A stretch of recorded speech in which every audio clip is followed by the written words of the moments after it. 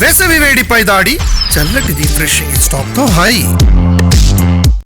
మాజీ మంత్రి కాకాణి గోవర్ధన్ రెడ్డిపై వరుస కేసులు నమోదవుతున్నాయి. ఇదంతా మంత్రి సోమిరెడ్డి చంద్రమోహన్ రెడ్డికి కాకాణితో గల వ్యక్తిగత వైరం ఫలితమా? ఇప్పటికే 4 కేసుల్లో నిందితునిగా ఉన్న కాకాణిపై మరిన్ని కేసులు నమోదయ్యే అవకాశముందా?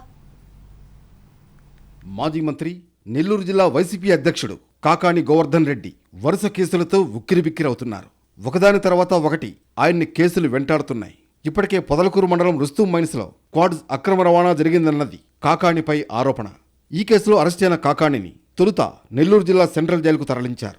అక్కడి నుంచి గుంటూరు సిఐడి అధికారులు పీటీ వారెంట్పై తీసుకువెళ్లారు. సోషల్ మీడియాలో సర్వేపల్లి ఎమ్మెల్యే సోమిరెడ్డిపై అభ్యంతరకర పోస్టులు పెట్టారన్న కేసులో కాకాణికి 14 రోజుల జ్యుడిషియల్ రిమాండ్ విధించింది కోర్టు. కాకాణి గోవర్ధన్ రెడ్డిపై వరుసగా కేసులు నమోదవుతూనే ఉన్నాయి. కృష్ణపట్నం పోర్టు సమీపంలో అనధికారికంగా టోల్ గేట్ ఏర్పాటు చేసి కంటైనర్ లారీల నుంచి డబ్బులు వసూలు చేశారనే ఆరోపణలపై కాకాణితో పాటు ఆయన ప్రధాన అనుచరుడు మెట్ట విష్ణువర్ధన్ రెడ్డిపై ముత్తుకూరు పోలీస్ స్టేషన్లో కేసు నమోదైంది. అలాగే కనుపూరు చెరువులో అక్రమంగా మట్టి తవ్వి తరలించేందుకు ఎంపీ మాగుంట శ్రీనివాసులరెడ్డి సంతకాన్ని ఫోర్జరీ చేశారనే ఆరోపణలపై నమోదైన కేసును సిఐడి దర్యాప్తు చేస్తోంది.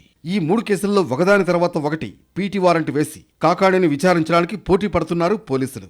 ఇలాంటి పరిస్థితుల్లో ఇప్పట్లో కాకాణికి బెయిల్ వచ్చే సూచనలు లేవని స్పష్టమవుతోంది. రాజకీయ ఒత్తిళ్లతోనే కాకాణి గోవర్ధన్ రెడ్డిపై అక్రమ కేసులు నమోదు చేయడం, పాత కేసుల్ని తిరగదోడడం జరుగుతోందని వైసీపీ శ్రేణులు ఆగ్రహం వ్యక్తం చేస్తున్నారు.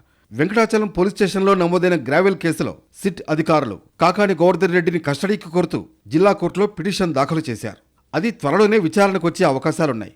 అధికారంలో ఉన్నప్పుడే కాదు, తర్వాత కూడా ప్రభుత్వంపై తీవ్ర విమర్శలు చేస్తుండటంతో కాకాణిని ప్రభుత్వం టార్గెట్ చేసిందనే ప్రచారం జరుగుతోంది. కాకాణి వరుస కేసుల అంశంపై సోమిరెడ్డి చంద్రమోహన్ రెడ్డి కూడా స్పందించారు. అధికారంలో ఉన్నప్పుడు చేసిన పాపాలే ఇప్పుడు శాపాలుగా మారాయన్నారు. దేవుడనేవాడు ఒకడు ఉంటాడన్నారు ఆయన.